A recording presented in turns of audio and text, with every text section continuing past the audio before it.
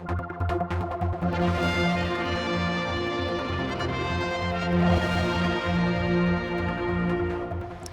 is all that remains of a saga that began almost a decade and a half ago with the tragic loss of 7 young lives.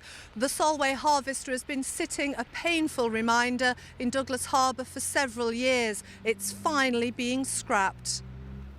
The wreck has languished in Douglas Harbour throughout lengthy investigations into the sinking. These involved a court hearing and inquests.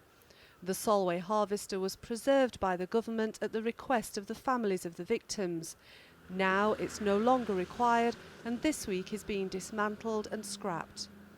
The saga began on January the 11th in the year 2000, when the scallop dredger sank during a gale 11 miles off the Manx coastline. All 7 fishermen on board, the youngest of whom was just 17, lost their lives. They were all from the close-knit community of Whithorn in Cumbria. The Isle of Man government mounted a salvage operation with divers from the Fire and Rescue Service assisted by the RAF. The bodies were recovered and then the boat itself was lifted from the seabed. It was towed into the Isle of Man.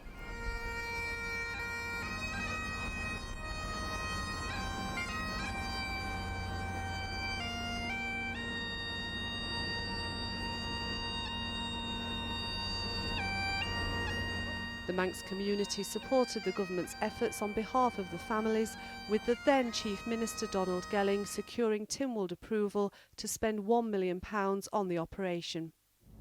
Well, we've had a sitting of our Keys, which is the lower chamber, this morning, and certainly I've heard no one say that they would not agree with what we are doing. So I'm fairly confident that members will appreciate what we have done and what we intend doing, and I certainly will be very hopeful that it'll go through. Strong links were forged between these two communities as a result. Now the Solway Harvester is finally disappearing from Douglas Harbour.